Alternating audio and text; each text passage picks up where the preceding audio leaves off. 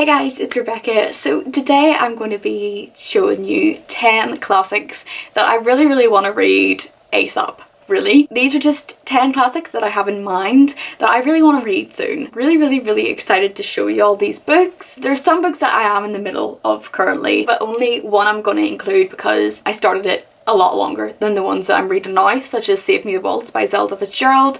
I really need to get going on that one because it's only 150 pages, but I kind of put it down for a bit, so I definitely need to finish that one, but that's not going to be included in this, but that is one that I want to finish. But anyway, let's just get talking about the classics that I really want to read as soon as possible. So the first book that I want to talk about is Frankenstein by Mary Shelley. Obviously we all know what Frankenstein is. I was gifted this for my birthday actually back in July by Emily over at Emily Kathleen Reads. Thank you so much, Emily, you're actually the best. The fact that you sent me this and Daisy Jones and the Six still makes me so happy, so thank you so much. But I have been wanting to read this one for so long and I just haven't been able to get around to it, so I definitely want to try and actually read this the whole way through because it's not that long, and I've got a perfect Penguin Classics edition. These are such good editions because they have such good introductions, and obviously they're literary editions, so it's really good to have this one, and I absolutely can't wait to read it and get round to it and to develop some thoughts on this one. So the next book I am absolutely determined to read in 2021, and that is The Woodlanders by Thomas Hardy. This book, I have actually no idea what it's actually about, so I'll read out the short synopsis on the book. But this will be my first Thomas Hardy, and I picked this out of a TBR jar literally like back in summer and I never got around to it, so I really need to read this one.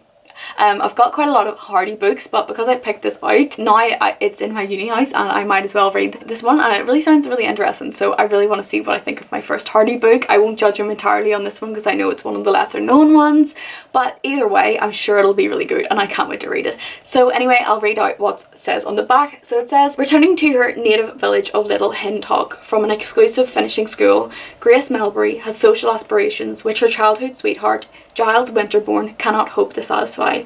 Her father hopes that she will marry the fascinating young Dr. Fitzspires, a newcomer to the area who seems to be a much more suitable match.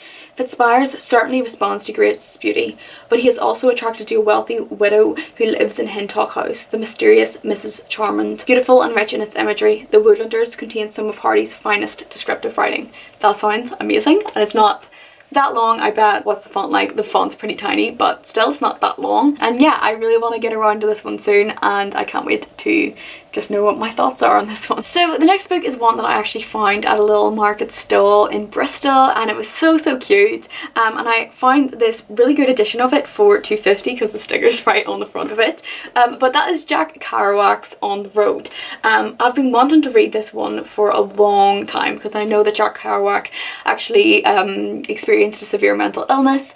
I'm pretty sure that, I mean, I've read that he had schizophrenia, I've read that he just experienced, well, not just, but that he experienced psychosis, so not exactly a schizophrenia diagnosis, but obviously was often very distraught with severe mental illness, and I think it comes through, as far as I know, in his writing, and it's something that I'm extremely interested in. I love to write essays about things like that. I love to analyse books like that, and I love to just know how the experiences influence these authors, and how it influenced their writing and how it comes across in their books. I'm really interested in that. I've actually got an On the Road Jack Kerouac Penguin Original Classics umbrella, like the orange umbrellas, and it's so cute, and I feel like a faker. It feels like so inauthentic because I haven't actually read it, so I definitely really need to read this one. It's more of a modern classic, of course, and there's quite a lot of other Jack Kerouac books,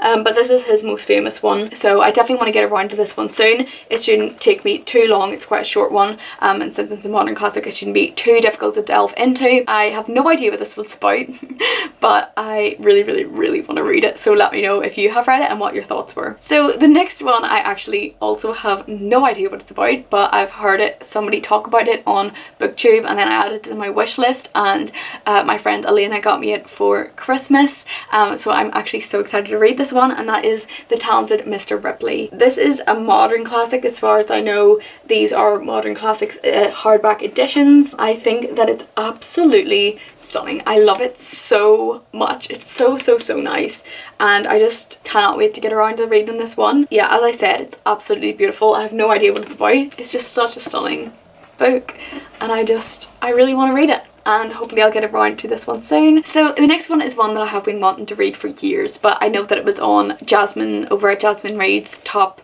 books of 2020. I have been wanting to read this one. I've had this one for actually a couple of years, so I did want to read it previous to that, but it's made me push it like further to the top of my list, and that is North and South by Elizabeth Gaskell. Obviously I have this absolutely stunning Penguin English Library edition. It's absolutely stunning. I'll read out what it says in the back. So it says, Elizabeth Gaskell's compassionate, richly dramatic novel features one of the most original, fully rounded female characters in Victorian fiction. That sounds amazing. Margaret Hale. It shows how, forced to move from the country to an industrial northern town, she develops a passionate sense of social justice and a turbulent relationship with mill owner John Thornton. North and South depicts a young woman discovering herself in a nuanced portrayal of what divides people and what brings them together. I just expect this to be absolutely stunning, and it's not that long, and I always love the pages and the font in these. They're probably my favourite editions of classics. I absolutely love these. So the next one is one that I'm actually supposed to be reading this month with my little classics group chat on Twitter that I have with a couple of BookTube friends, and that is Elizabeth Bowen's The Death of the Heart. This is quite a famous modern classic. I think it's quite a feminist modern classic as far as I know, and she is actually an Irish writer. I started this book because I had to read it for a class last year, but I didn't get around to it. I didn't get around to finishing it, so I thought I was really enjoying it, so I just suggested it to my little group, and they said that it sounds great, so hopefully I'll get through this one because it's quite short and it's fast paced. So I did get a decent amount of the way through, but I definitely need to reread it because I can't remember that much. So I'm going to reread this one, read it really for the first time. I need to read out the back as well. So when 16-year-old Portia is orphaned, she is plunged into the sophisticated and politely treacherous world of her wealthy half-brother's home. There she encounters the attractive cad Eddie.